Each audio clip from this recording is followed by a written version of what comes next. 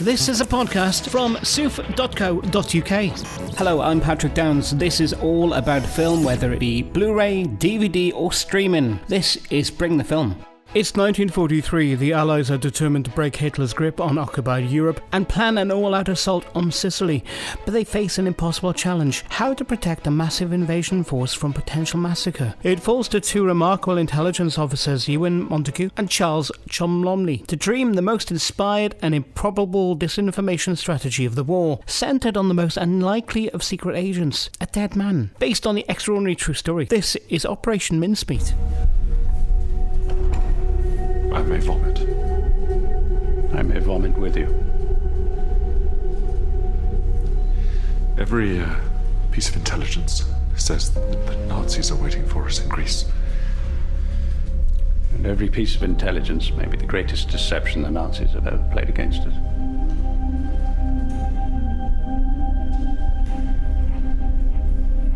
Why do you think Churchill still believes this can work? Because he has to. Directed by John Madden, starring Colin Firth, Matthew Macfadyen, Kelly Macdonald, Penelope Wilton, Johnny Flynn and Jason Isaacs. Our film correspondent Conor Guiney caught up with Colin Firth and Matthew Macfadyen to talk more about working on the script and the dark humour within the film. It was an enormous joy for me to actually work a little bit with Michelle and John on the script and spitball ideas and that sort of thing.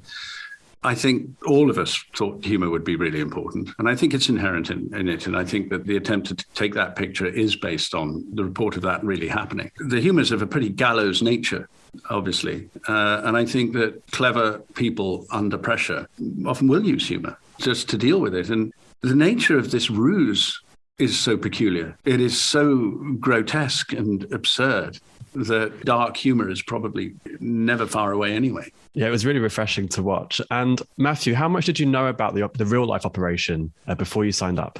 Very little. So I read the script and then I started reading Ben McIntyre's book, and I'm a big fan of his writing. I've read all of them apart from that one. He's got a great skill about being able to bring these episodes in history alive. And he's funny too. And he's really funny. His books, there's a lot of humour. He clearly relishes all that stuff. Yeah. Of course. And the other thing that I really enjoyed about this film was the kind of the heartfelt nature and the kind of the emotional side of war. In particular, both of your relationships with Kelly Macdonald's character, Jean. So Colin, obviously you've both worked with Kelly in the past. So what was it like kind of reuniting with a friend and navigating those more intimate moments in the film? It's lovely. It's always lovely working with people you've worked before, especially if you've had lovely experiences. And it helps. Yeah, it helps the work. You've got one of the strange aspects of acting is having to fast track a kind of some pretty intimate relationships. People you've really just met, and then you're having to sort of find an ease with each other. And this can be someone you just met a few days ago. I think if you do have a history, you have a shorthand, and I think you cut out a lot of those preliminaries. And I think one of the things that really does help the business of acting, because, it can make you tense. It's a slightly scary thing to just show up and be in front of a camera. And I think if you have trust with your colleagues, then I think it's enormously helpful. Agreed. Of course. And obviously you're playing real people. These aren't fictitious characters. Is there a certain pressure that it comes with that job? Or do you still feel like you can kind of put your own creative spin on it? I think the latter. Initially, you feel a slight responsibility to get it right, but then you trust in the script and the people. There are a lot of people involved with making the film, so you as an actor, you got to put your faith in them and in the process and forget about all that. Likewise. I mean, if there are real people, it's important that you are aware of that and whatever's required of you. In this case, I think we certainly wanted to be respectful. But if you don't take ownership of it, you can't do the job. It's as simple as that. At some point, you have got to have some freedom. Yeah, of course. I think you guys, both of you, got that balance perfectly, which is nice to watch. One last question, a nice quick one. Just what are you both hoping the audiences get from this film? I never really... I always try to avoid having a view about whatever you want is the answer really for me. I'd be fascinated to know, actually. Yeah. It's always, it's odd, isn't it? Because often we shot this 2 years ago.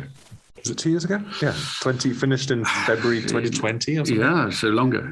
Yeah. Mm. So it goes on and has a life in the edit, and you know, there's music, and so it'll be fascinating to see how it goes into the culture. Directed by John Madden, starring Colin Firth, Matthew Macfadyen, Kelly Macdonald, Penelope Wilton, Johnny Flynn, and Jason Isaacs. Our film correspondent Conor Garney caught up with Penelope Wilton and Kelly Macdonald about their knowledge of the real-life operation that the film is based on. I had read Ben McIntyre's book a few years before, so I was aware of the story, and I was fascinated by it. I'm a great fan of Ben McIntyre, and had read another of his books called Agent Zigzag, and another one called about Philby. I mean, this is his that sort of this espionage, that world of the hidden war is very much his subject, and so I was fascinated by the subject, by the book, long before I knew there was a film being made. And Kelly, same question. I hadn't read Ben's work, and I knew nothing about this story until Colin Firth is a friend, and he was talking about it, and he told me what this film that John was making was about, and then I got a call a few weeks later just asking if I would be a part of it too. So yeah, I heard it from Firth. Yeah. And one thing that really struck me with this film is the humor. There were times that I literally couldn't stop laughing, but it's also balanced with the emotional aspects of it, which I think your two characters really kind of had the weight of that. So starting with you, Penelope, talking specifically about Pam's letter, which your character wrote in the film. How did you balance those kind of humorous aspects with the emotional aspects? I mean, in any situation, there is always a humorous side to things because people get things wrong, and you know, you're people. So I mean, there's always going to be, but the emotional aspect of it was, I think that John and Michelle, the writer of this piece, got a very good balance between the two, because they're dealing with people who are working together in a room. So there's a sort of, that's the atmosphere, people who get to know each other very well. And when you get to know each other, the sort of guard comes down. So you say pretty much what you think about most things.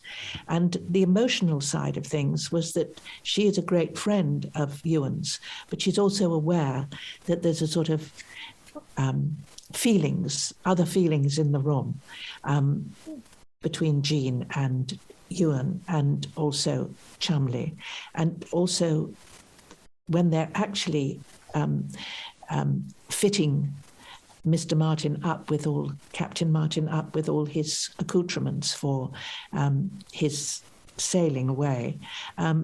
She's asked to write this letter, or she asks to write this letter, actually, which is a love letter from his girlfriend. And I think perhaps that was based on, who knows, Hester might have lost somebody in the First World War, because that was when she would have had someone who she might have lost, because she's of that age. I was just gonna say that I think in times of darkness, I think we're all aware of those times. You have to. There's a certain humour. There's a certain humour that has to be there as well, because how can you survive otherwise? And I think the film just, shows that. It was such a nice balance, and it was really refreshing to leave the cinema having watched a film about war, but also have those really fun moments, which was really great. I'd be interested to hear both of your takes on the Bond references. I thought they were really nicely put in there, but also not too overbearing, because obviously Ian Fleming wasn't the main force in this film. I love that he's the voiceover, actually, because he's really not, it's just that fun fact that Ian Fleming, was in that world, and that's where he got a lot of his ideas from, and I just loved that I thought it was really clever that John made him the voiceover because he's not part of the core group. You know, the Beatles. We are the Beatles. And he's like the support act. I may vomit. I may vomit with you. Every piece of intelligence says that the Nazis are waiting for us in Greece. And every piece of intelligence may be the greatest deception the Nazis have ever played against us.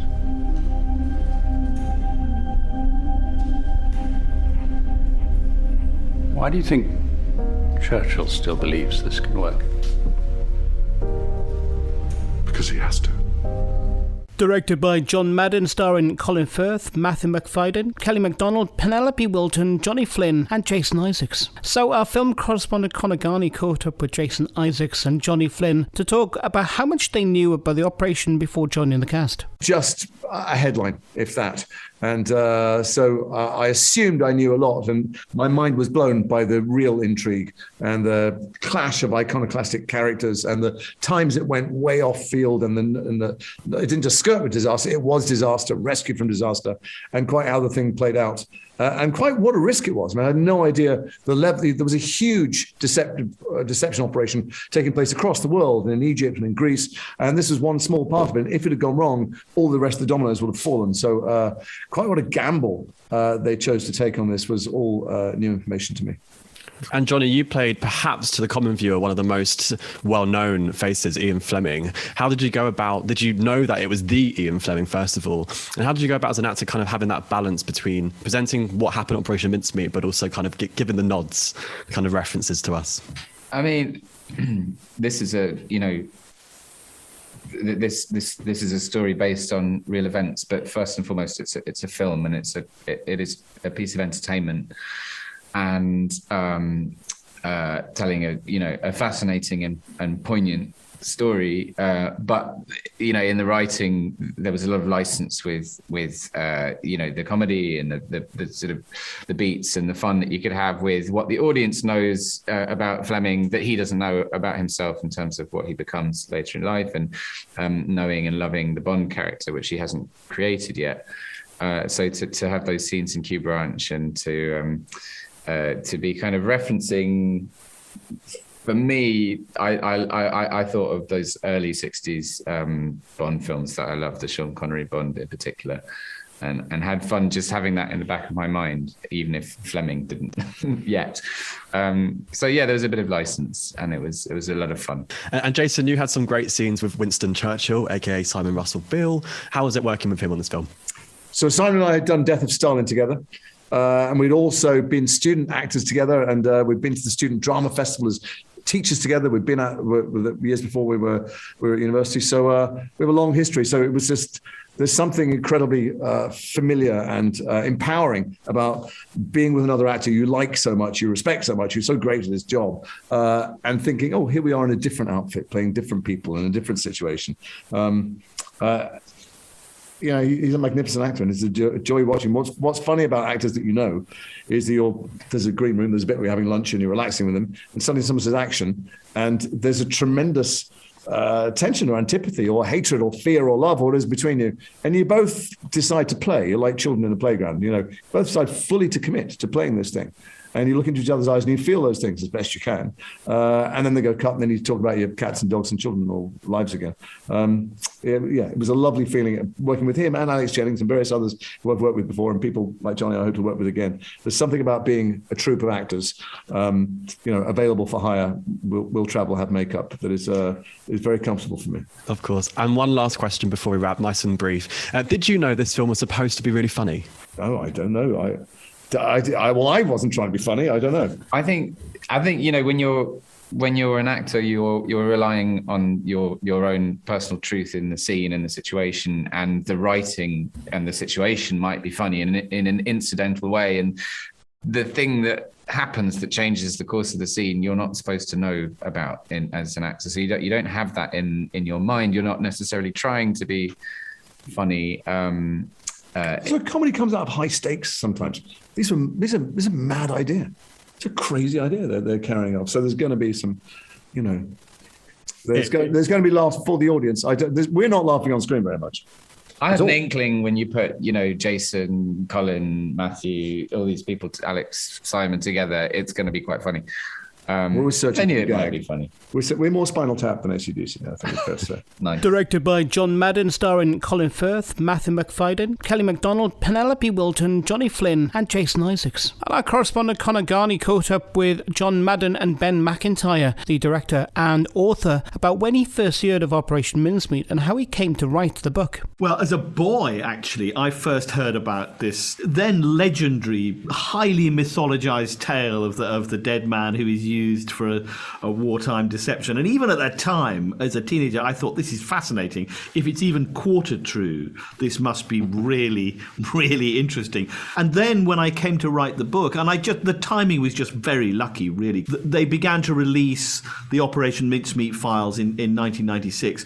They are now huge. I mean, they stand about 4 feet high when you know, and they are wonderfully dense, complicated, honest, revealing, and in part very, very funny too. I mean, the actual sort of elements of this story, the more absurd elements of this story, are brilliantly revealed in the factual data. So I got very lucky, really. I mean, and I think there is something in this. I mean, we inherited from the Second World War a rather black and white view of kind of what it was about, you know, battlefields and corridors of power and you know, the right people winning and the wrong people losing. Actually, war is much more complicated than that. And there's an opportunity, I think, which I've exploited thoroughly, to kind of take a lot of the myths of the Second World War and subject them to a much more modern sensibility, really. And the release of the files makes that possible, finally. How did you go about adding the humour to it? And how did you find that right balance? I think the answer is you don't need to find the humour. You know, the humour is kind of presented by the circumstance. You know, Ben was very alive to that in the book. The absurdity of the situation was one that I think you simply have to embrace. I mean, I don't like films with gags in them, and I don't like that means of creating comedy. I mean, it's probably appropriate to a certain kind of film, but in this one, I think it's just what you have to do is pay attention to the truth of the situation. A scene that I think always strikes people in a particular way is when they're trying to take the identity papers, to create the identity papers for the body that they've chosen, and actually trying to photograph him in such a way as to render it believable. The experience for Ewen Montagu, who's actually trying to do this, he feels like the ground is opening up underneath him, and the preposterousness and the absurdity of what they're trying to do suddenly threatens the whole enterprise and leaves him feeling naked and furious and frustrated.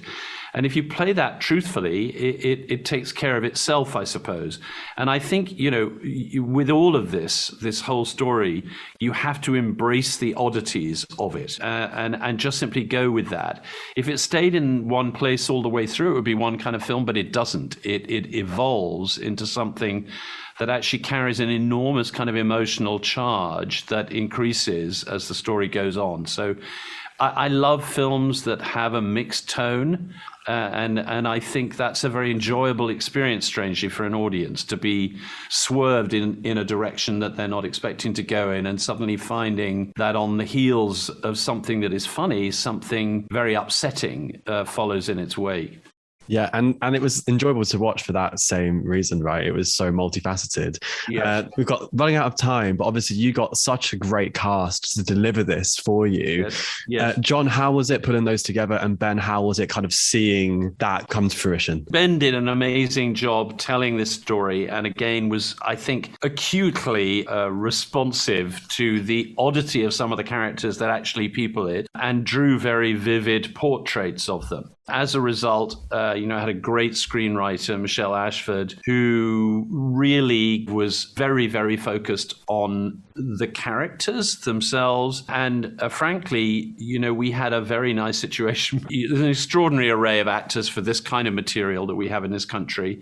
pretty much everybody I offered a part to said, yes, please. And, as a result, those characters came spectacularly to life in very, very experienced and very skillful hands. Directed by John Madden, starring Colin Firth, Matthew Macfadyen, Kelly MacDonald, Penelope Wilton, Johnny Flynn and Jason Isaacs. And our film correspondent Hayley Donahue caught up with Kelly MacDonald about how she first heard about the story through Colin Firth and been offered the part by John Madden. I first heard about the film through Colin Firth. Actually, we were out for lunch, so he told me the story, and I knew John through Colin for years and years, and I wondered if I'd ever get to work with him.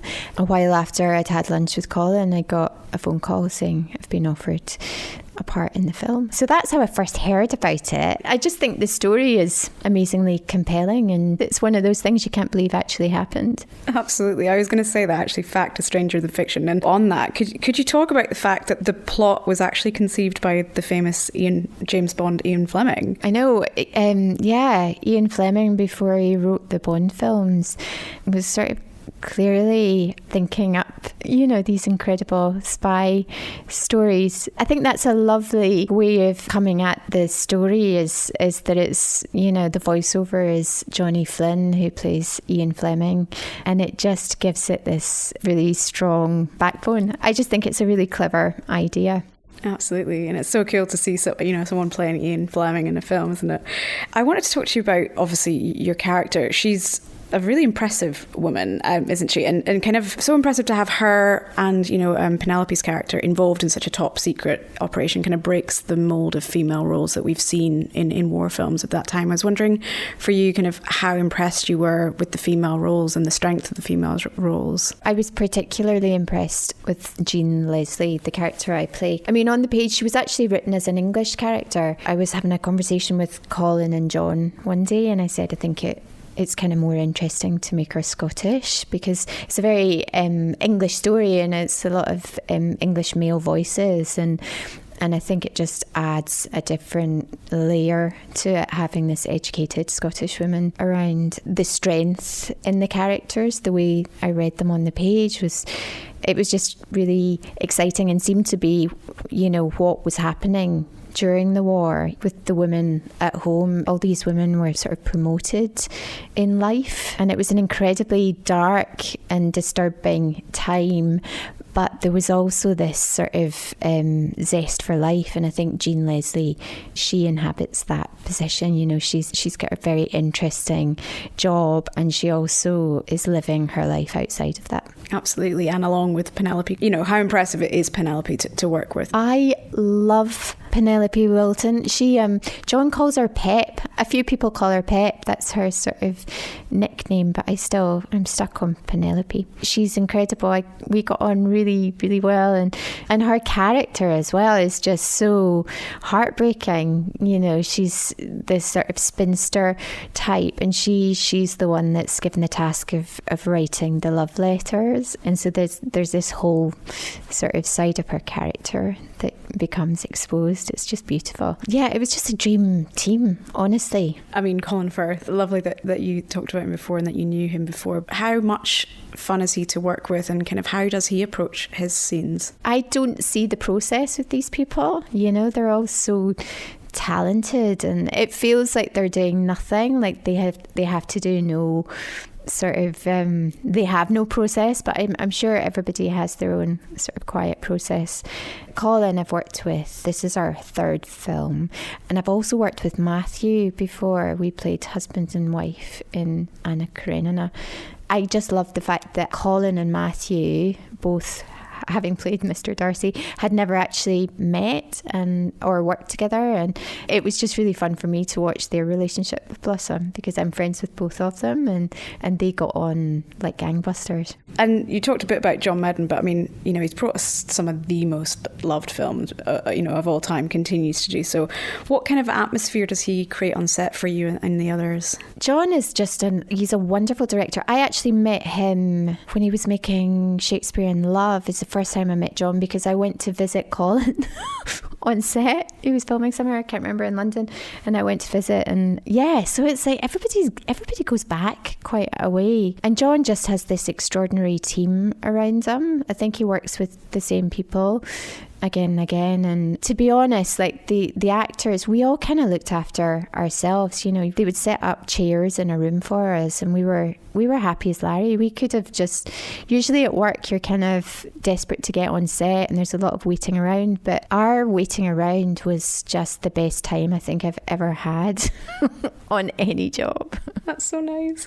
And Jean is a demon on the dance floor, actually, in the words she really is. of Ewen Montagu. How much fun was that dance scene, both to rehearse and to film? I love dancing. I really love dancing, and I've been lucky in a few jobs I've done. Acting jobs have required me to dance as well, and this was great. I was a bit intimidated when I turned up for the first day of rehearsals, because there's a lot. It's very energetic, and I was dancing with a professional though, which was very helpful. Although me and Matthew had some dance rehearsal as well, but that was meant to be more of an awkward kind of, I don't think he's meant to be a natural on the dance floor. And in those dances, I just was following him really. But when we were doing the other dances for the more outrageous dancing, it was intense and fun. I saw an earlier cut of the film and I can't quite remember, but I felt like all I was doing was laughing the entire time. So I feel like any shot of me on that dance floor, I'm just going to have my mouth wide open, roaring with laughter. And just finally, the tensions are just so real when you're watching them waiting for the information and to see if it's worked. How do you think you'd fare in those situations? Oh, I don't know how they did it. It's like anything really. I think it was a terrible time and such a stressful time, and I think every generation has that time. It's that thing where I think you understand it in retrospect more than when it's happening. When it's happening, it's survival. Our progress to date. Major Bill Martin is an industrious chap, occasionally forgetful, habitually tardy, but also clever. The men, that's brilliant. And he's not good with money, so we should include an overdraft letter in his briefcase. And is he happy? Is he a happy man? He wants to be. He started out with such promise, a sense of hope about the world, about his future. Now it all seems dark, uncertain. He is in the middle of a war. Exactly right. He signed up for the Royal Marines. But once commissioned, was consigned to a desk which he despised. Because the life he really wanted was one of daring and intrigue, and so he escaped, and he switched to the commandos, where he distinguished himself in technical matters. Specifically the mechanics of landing craft. Yes, and he predicted that the Dieppe raid would be a catastrophe. And how right he was. He sounds like a character from Sir John's latest novel. Masterman is writing a novel. A spy novel. Apparently he thinks of me as his muse. Well, then he may be in for a duel, because you're Major Martin's muse now. The girl I was at 20 is his muse. Nevertheless, it's your photograph that will be pressed to his heart when he washes ashore. Yes, wallet litter is what you are. Not as in rubbish. That's just spy parlance for the bits and pieces that one finds in one's pockets. And do I have a name? Pam. Based on the extraordinary true story, it's Operation Mincemeat, and it's available now. And with that, thanks for checking me out on the Bring the Film podcast today. I'm Patrick Downs, and you can keep in touch across Twitter at I'm Patrick Downs, also on Instagram, or facebook.com/officialpoptart. And there's also the website soof.co.uk. This is a podcast from soof.co.uk.